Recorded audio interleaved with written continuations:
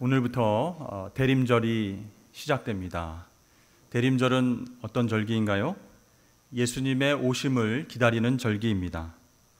그런데 대체로 우리는 우리가 예수님을 기다린다 이렇게 생각을 합니다. 그런데 사실은 예수님께서 우리를 먼저 기다리셨습니다. 더 많이 사랑하는 사람이 기다리기 때문입니다. 우리가 사랑하는 사람을 만날 때를 생각해 보십시오.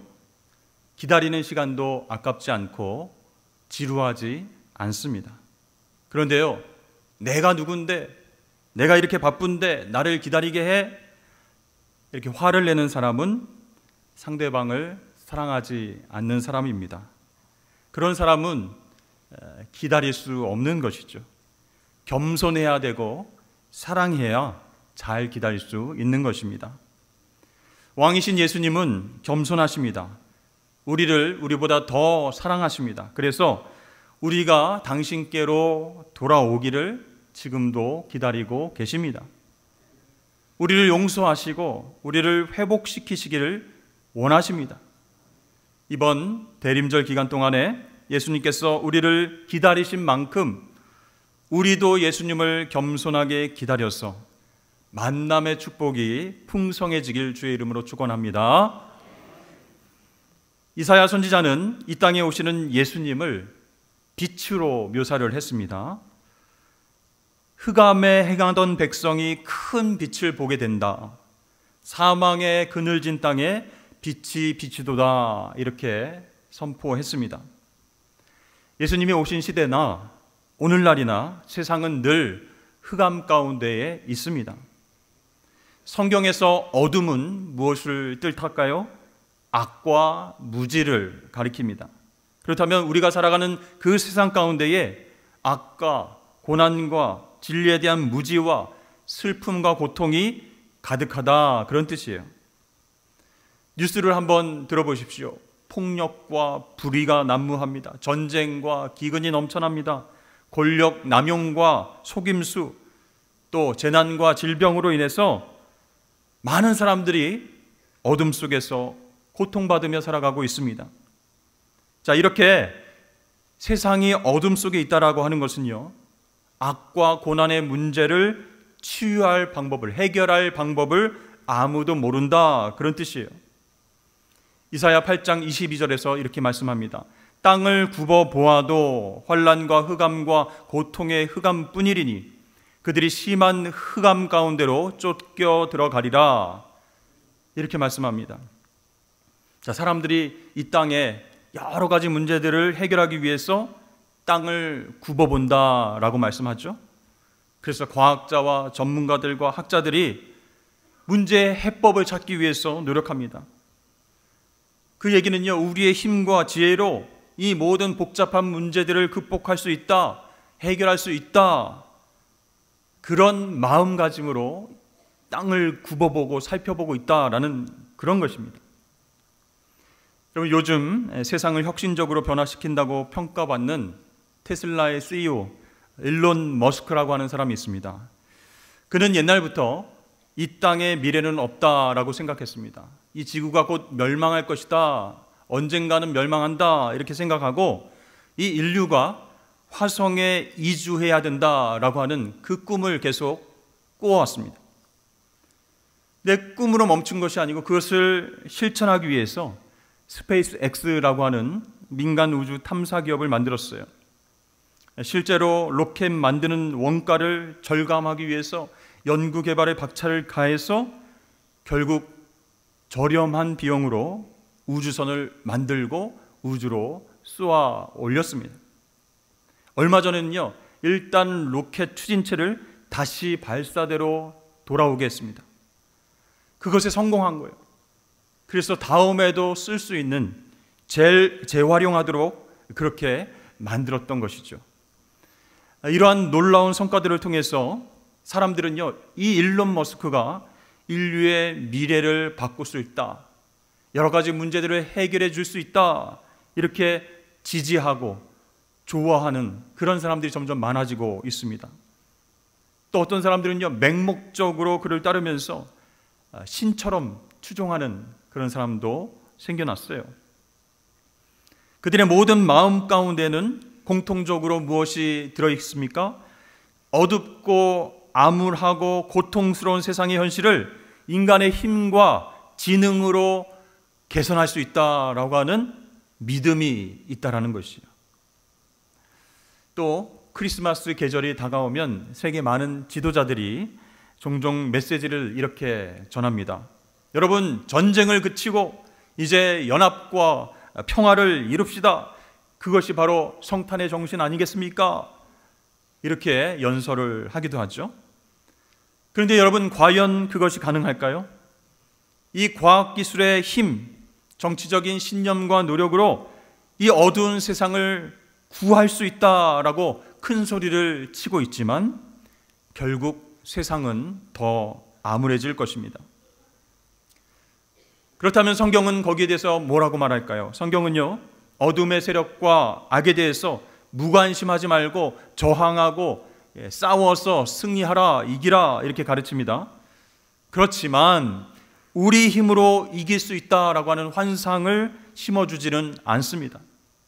성경은요, 우리가 최대한 노력하고 애쓰면 이 죄악과 어둠의 문제들을 해결할 수 있다라고 말하지 않는다는 거예요. 성경의 메시지는 무엇입니까?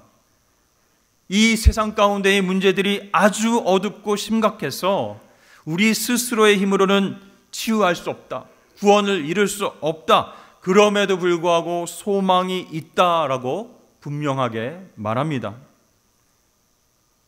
여러분, 어떤 소망일까요? 바로 사망의 그늘질 땅에 거주하던 자에게 빛이 비친다. 메시아 예수 그리스도께서 빛으로 이 땅 가운데 오신다 라고 하는 소망을 우리에게 선포하는 줄로 믿습니다. 그렇습니다. 빛이신 예수님께서 우리를 구원하시려고 어두운 세상 가운데에 오셨습니다. 그것이 우리에게 가장 큰 소망이 되는 줄로 믿으시길 바랍니다. 창세기 1장을 보면 하나님께서 천지 창조한 그런 이야기가 나오고 있습니다. 하나님께서 빛이 있으라 이렇게 처음으로 명령하셨죠. 그 빛이요, 모든 피조물들의 생명의 원천이 되었습니다. 이 태양빛은 우리에게 무엇을 줄까요? 생명과 진리와 아름다움, 그것이 무엇인지를 깨닫도록 만들어줍니다. 여러분, 빛이 있어야 모든 생명이 살아갈 수 있는 온도와 습도와 환경이 마련되게 되는 것이에요. 그 빛을 통해서 생명체가 싹이 트고 자라나면서 열매를 맺게 되는 것입니다.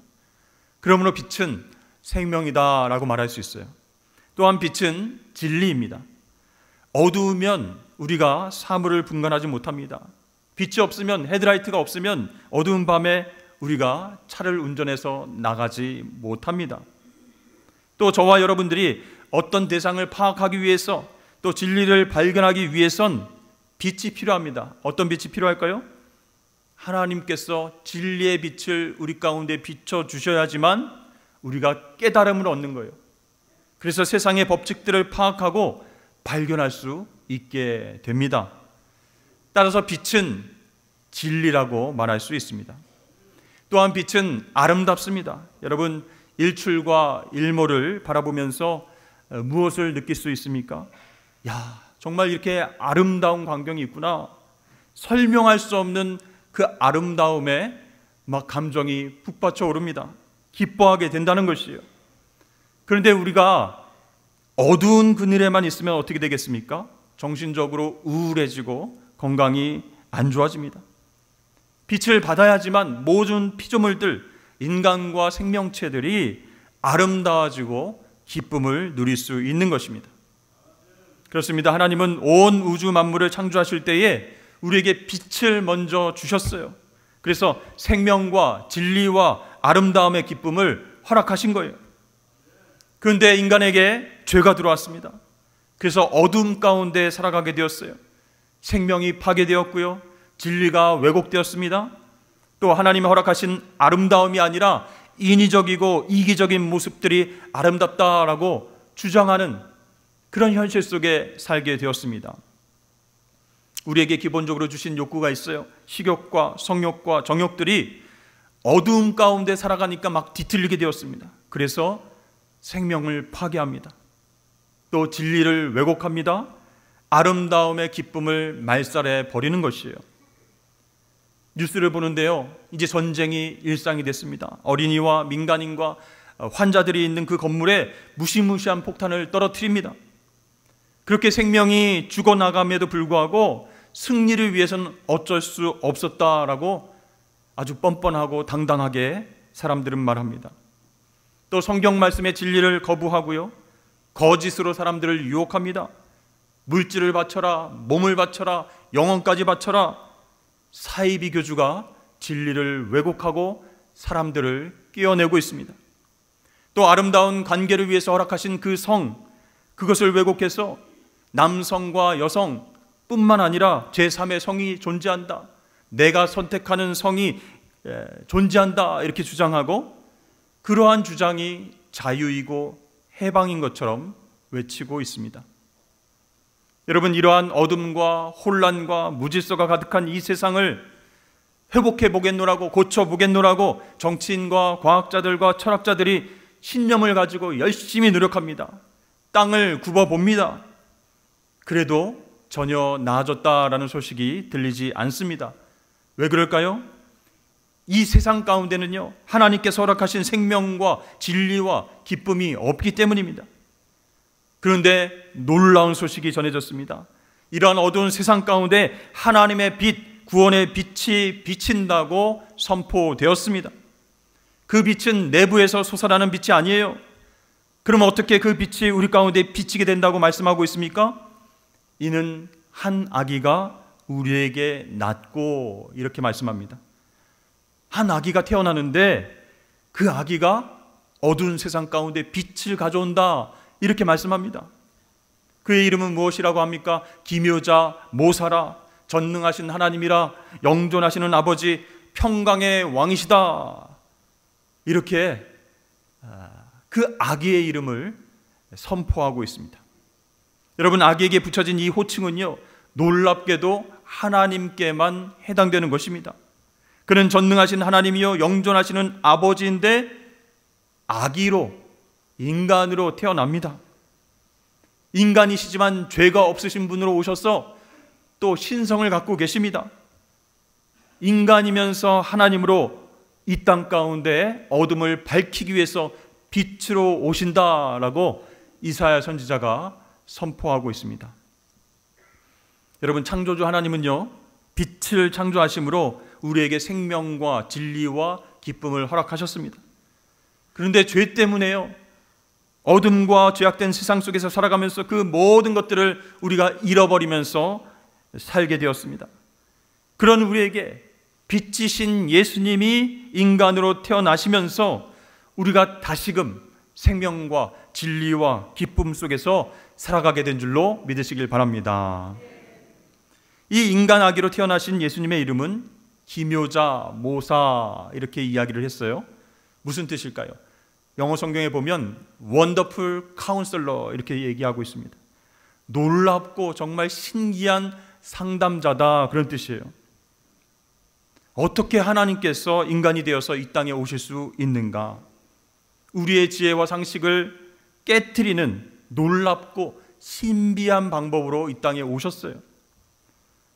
왜 하나님이시면서 인간으로 오셨는가? 어떻게 신성과 인성을 갖고 여자의 몸에서 태어나셨는가? 여러분, 이 성육신의 비밀은요, 알면 알수록 너무나도 놀랍습니다. 하나님은요, 우리가 이 땅 가운데서 어둠과 고통의 상황 가운데서 고생하고 슬픔과 아픔을 경험하도록 그냥 놔두셨어요. 그 대신 하나님 자신이 인간으로 오셔서 직접 우리와 똑같은 삶을 살기로 결정하셨습니다. 그것이 성육신입니다. 그래서 예수님은요, 가난한 가정에 태어나셔서 경제적인 어려움도 경험하셨어요. 고된 일을 해야만 했습니다. 또 이웃과 또 사람들과 관계의 어려움도 경험했습니다. 인간의 모든 기쁨과 슬픔, 절망과 죽음에 이르기까지 모든 것을 친히 경험하셨습니다. 그냥 인간으로 태어나지 않으셔도 되는데 기꺼이 성육신 하셔서 인간으로 오신 이유가 무엇일까요? 바로 우리 인생의 모든 순간과 과정을 가치 있고 소중하게 여기시기 때문이에요. 우리를 사랑하시기 때문입니다.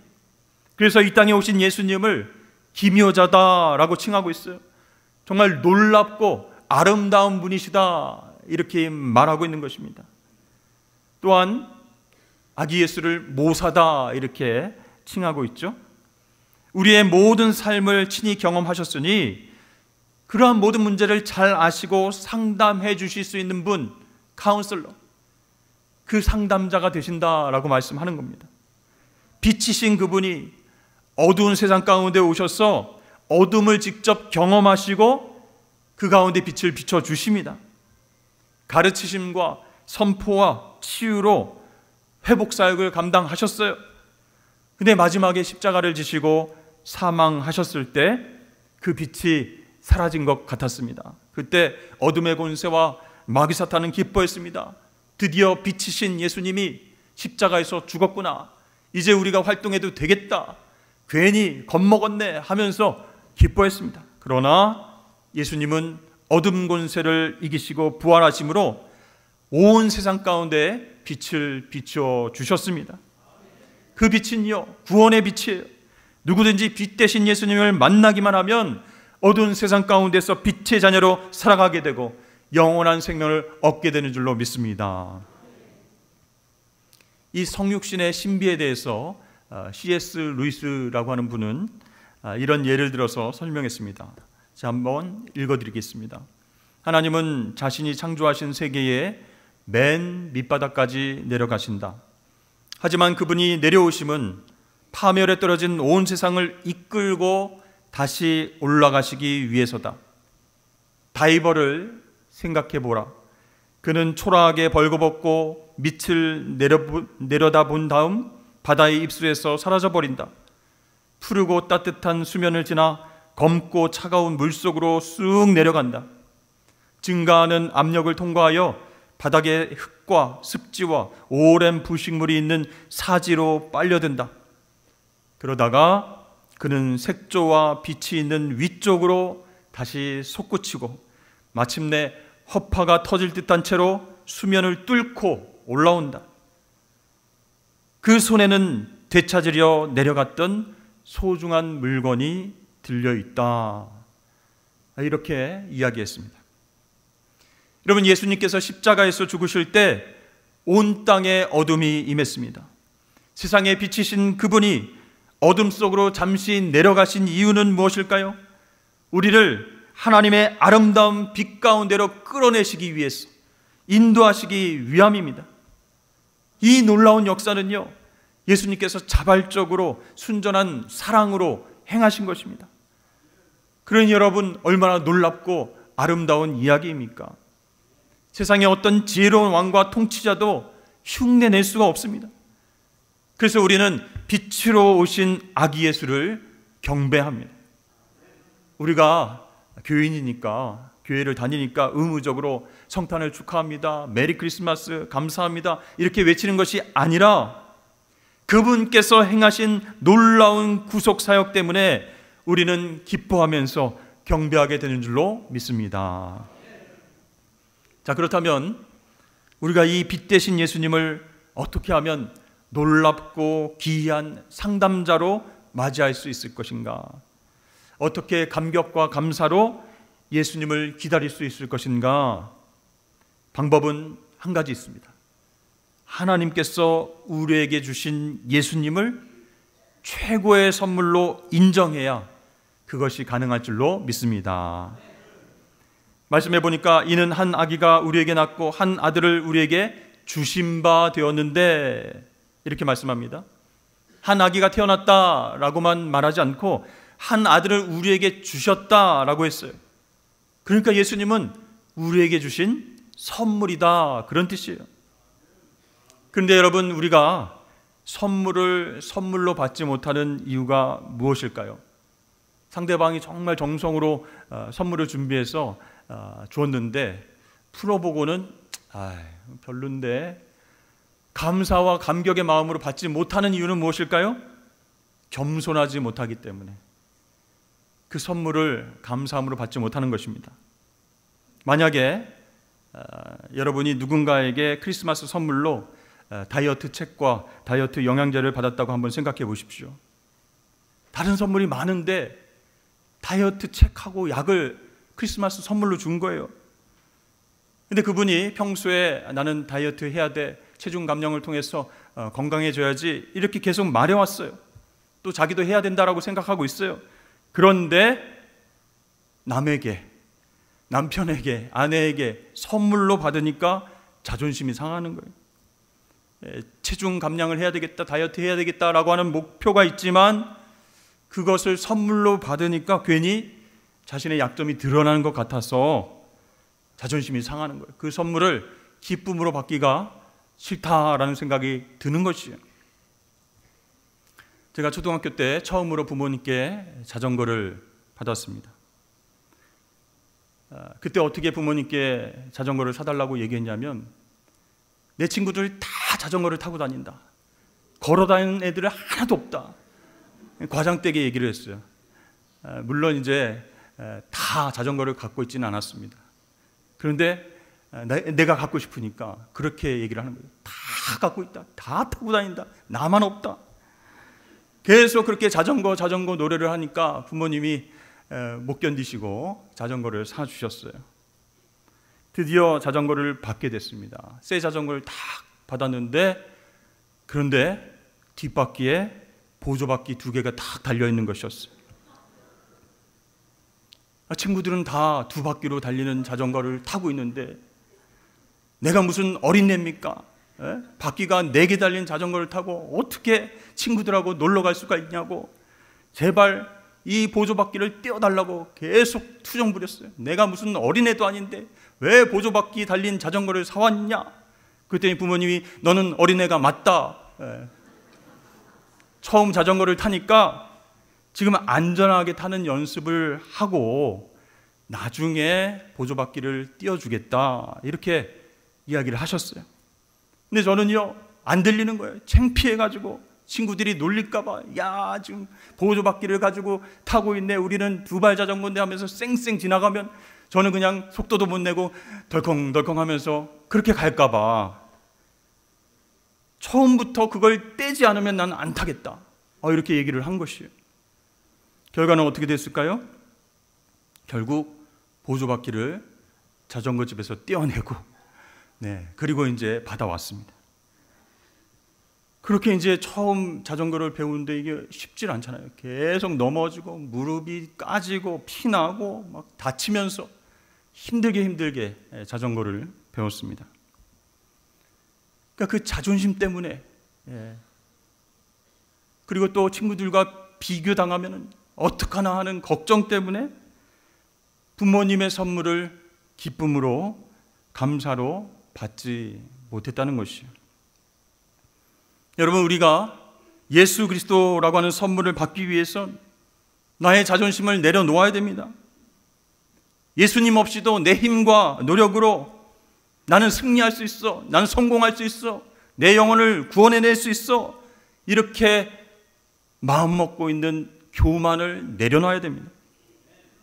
철저히 내가 죄인임을 인정하고 하나님 앞에 회개해야 합니다.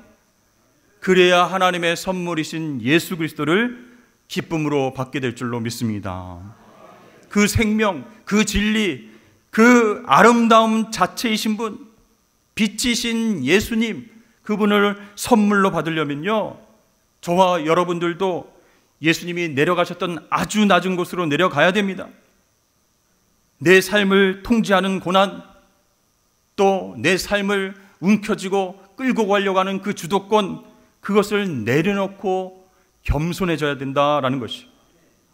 그래야 빛이신 예수님을 그 자리에서 만나고 그 위대한 사랑과 능력을 경험하게 될 줄로 믿습니다. 사랑하는 성도 여러분, 오늘 대임절 첫 번째 주일 이사야 말씀을 통해서 빛이신 예수님이 내 삶의 주인 되심을 선포하시길 바랍니다. 그래야 우리 마음 가운데 있는 어둠과 의심과 걱정과 두려움이 물러갑니다. 빛이신 예수님을 기쁨으로 받기 위해선 날마다 겸손함으로 내려가야 되는 거예요.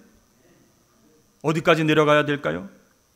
예수님께서 내려가신 곳 마구간까지 내려가야 됩니다.